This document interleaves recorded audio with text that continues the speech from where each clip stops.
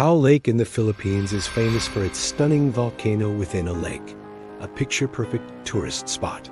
But starting in July 2025, something horrifying began to surface from its calm waters. It all started with a tip, a whisper of a crime so vast, it seemed impossible. As divers plunged into the depths, what they found would trigger a massive investigation and grip an entire nation. This wasn't just a crime scene. It was a watery grave.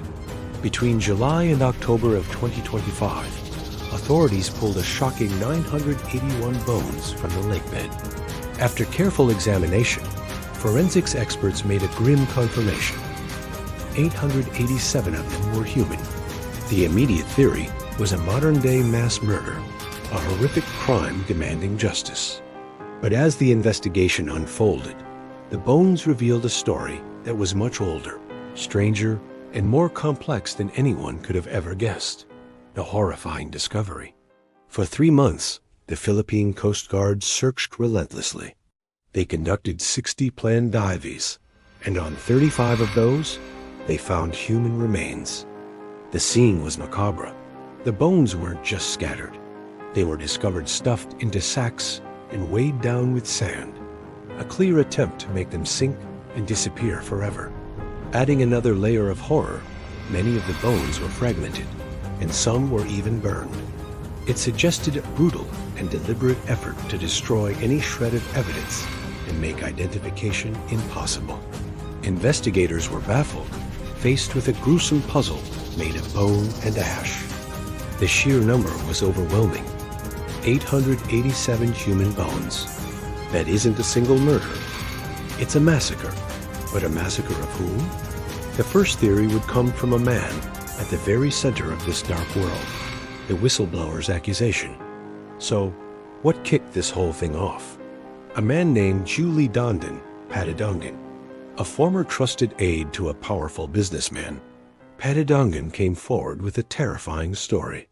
He claimed that over 100 Sibangueros, cockfighting enthusiasts, had been abducted, murdered, and dumped in Taal Lake.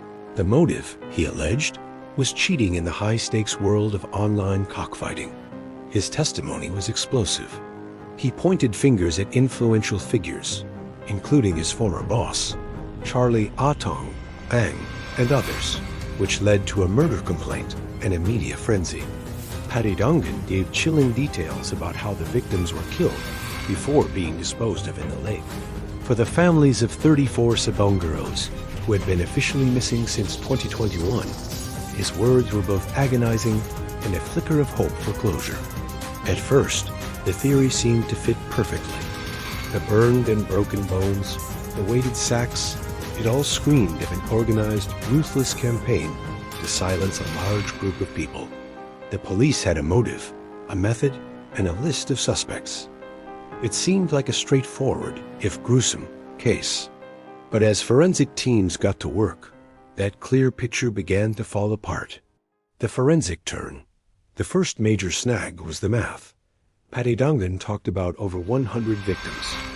While a horrific number, the 887 confirmed human bones suggested the death toll was far, far greater. A complete adult skeleton has 206 bones. Simple division meant the remains could belong to dozens, maybe even hundreds of people, way more than the number of missing Sibangueros. This discrepancy sent a wave of confusion through the investigation. Was Patidongan's count wrong? Or were these bones not just from the Sibangueros? Could this lake hold the secrets of other victims from completely different crimes? The questions kept piling up when the forensic work hit a massive wall. To identify the victims, the PNP forensic group collected DNA samples from 33 families of the missing Sibangueros to cross-match with the bones. Weeks turned into months. Finally, in late October 2025, the results came in: 0 positive matches.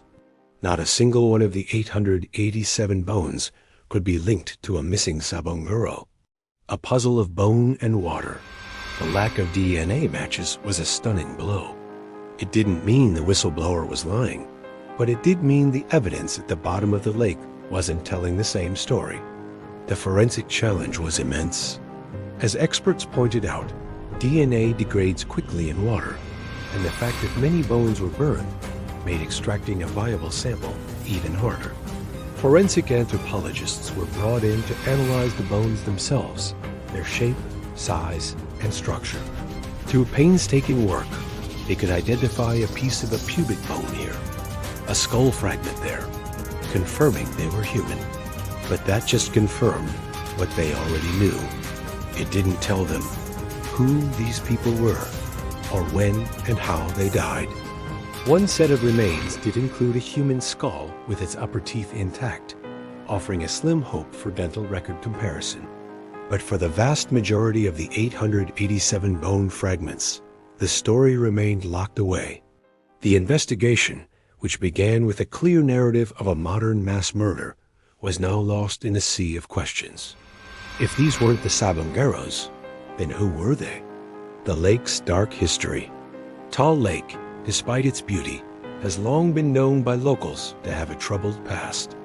The investigation forced officials to confront a chilling possibility raised by Justice Secretary Jesus Crispin, Ramallah, that the lake may have served as a dumping ground for victims of other crimes, possibly even from the nation's brutal war on drugs. Suddenly, the mystery blew wide open. The lake wasn't just the potential grave of 100 cockfighters.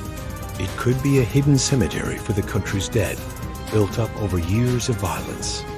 The burned bones and weighted sacks might not be the work of a single criminal group, but a common gruesome disposal method used by many. This theory started to look more and more plausible. It would explain the staggering number of bones and why there were no DNA matches with the Sabongero families. The 887 bones could represent a collection of separate tragedies, victims of organized crime, political violence, and other unsolved killings, all sharing the same watery grave. The Sabongero case wasn't the whole story, but just the one thread that, when pulled, started to unravel a much bigger, more terrifying truth. Theories emerge. With forensics at a dead end and the historical context expanding, investigators are now juggling several competing theories. The first is still the Sabongero massacre.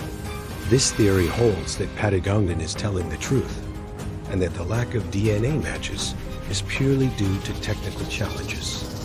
Supporters believe that with more time, a forensic link will be found. But this theory doesn't explain the huge surplus of bones. The second, more chilling theory is that of a serial dumping ground. This suggests that Taal Lake has been a convenient disposal site for various criminal groups for years, maybe even decades. The Sabongero victims would just be the latest additions to a massive underwater cemetery. This would account for the large number of bones and the professional attempts to hide them. A third theory blends the two, a combination of events. It's possible the search for the missing Sabongeros stumbled upon a site that was also used for disposing of other bodies. Some of the bones might belong to the cockfighters, while others are from entirely different crimes and eras. In this view, the lake is a dark archive of the region's violent history. The real story is likely a complex mix of all these possibilities. Each bone is a piece of a human life, cut short and thrown away. As the investigation goes on, the picture might get clearer, or it might just get more confusing. What do you think really happened? Is this one crime, or a history of many? Let me know your theories in the comments. The sinister mystery of Taal Lake is no longer just about getting justice for a group of missing cockfighters.